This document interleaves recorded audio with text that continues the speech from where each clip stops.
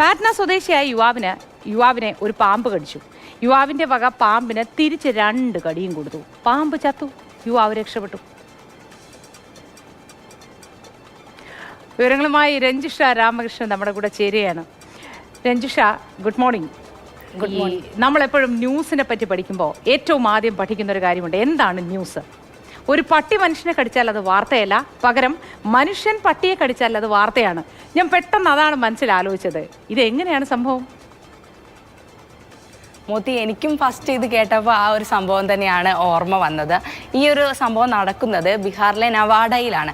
നവാഡയിൽ railway ജീവനക്കാരായുള്ള Santhosh Lohar ആണ് ഇത്തരത്തിൽ പാമ്പിനെ തിരിച്ചു കടിച്ചത്. തന്നെ കടിച്ച പാമ്പിനെ തിരിച്ചു കടിക്കുകയായിരുന്നു.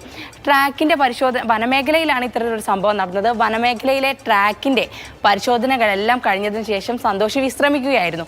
ആ സമയത്താണ് പാമ്പ് ഇയാളെ വന്ന് കടിക്കുന്നത്. അപ്പോൾ തന്നെ കൂടുതലൊന്നും പരിഭ്രമിക്കാതെ ഈ പാമ്പിനെ ഇരുമ്പുവടി കൊണ്ട് പിടികൂടിയതിന് ശേഷം ഇയാൾ 2 വട്ടം തിരിച്ചു കടിക്കുകയായിരുന്നു. പാമ്പ് അപ്പോൾ തന്നെ ചത്തു. എന്നാൽ യുവാവ് രക്ഷപ്പെടുകയും ചെയ്തിട്ടുണ്ട്. യുവാവിനെ ആശുപത്രിയിൽ എത്തിച്ചെങ്കിലും കൂടുതൽ ചികിത്സകളൊന്നും വേണ്ടി വന്നില്ല. അല്ലാതെ തന്നെ ഇയാൾ രക്ഷപ്പെട്ടു. ബീഹാറിൽ ഇത്തരത്തിലൊരു വിശ്വാസം നിലനിൽക്കുന്നുണ്ട്.